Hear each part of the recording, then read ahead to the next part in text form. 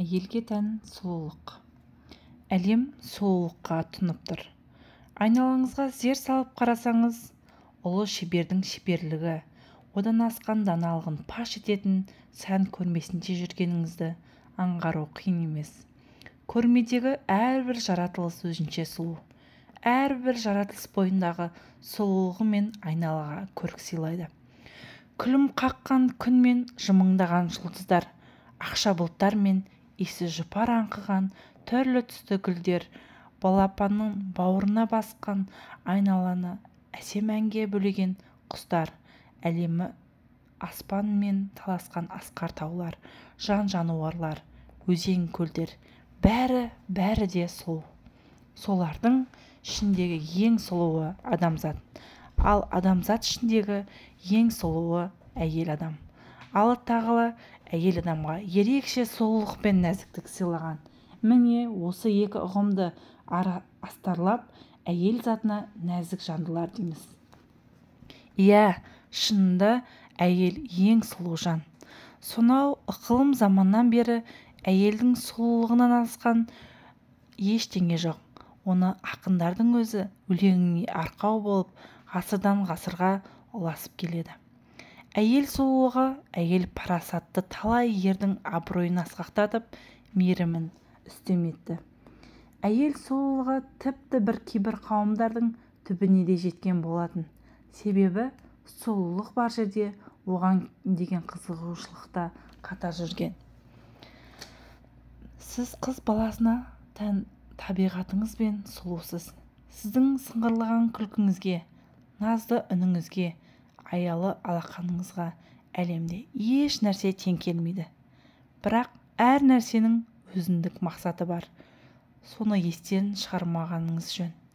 Сізге Алла тағаланың берілген осы артықшылықтарын белгілі бір мақсатта дамытып жеткізгеніңіз дұрыс. Сіздің өз табиғатыңызды сақтауыңыз болашақтағы ұлы бір іске дайындық.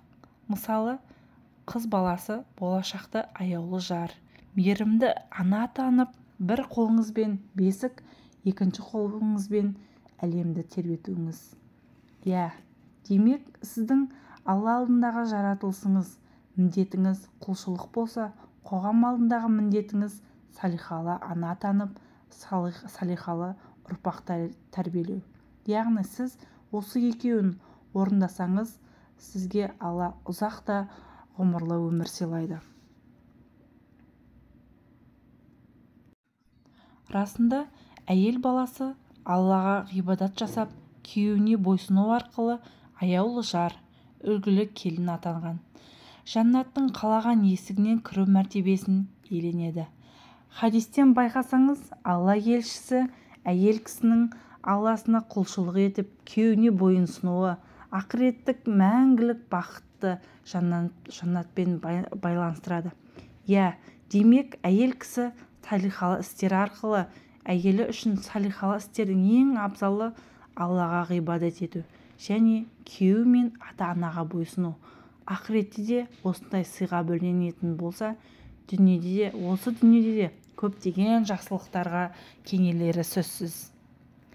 Мейлі ер адам болсын, әйел адам болсын, кім мүмін ретінде Алланың разылығына бөленетін сауапты да игілікті істер атқарса, біз оған міндетті түрде пәк әрі жақсы өмір сыйлағымыз келеді. Сондай-ақ оларды дүниеде істеген ең игі, ең жақсы істерін ескере отырып, сый-сияпатқа бөлейміз. Яғни, аяулы ана атану, әйелді сұлу ететін бақыттың бірі үлгілі ана бола білу. Әйел кісіні екі дүниеде де бақытына жеткізеді.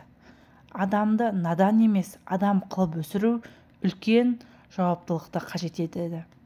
Ер бұзылса, шаңырақ шайқалады, әйел азғындаса, қойған бұзылады деген рас.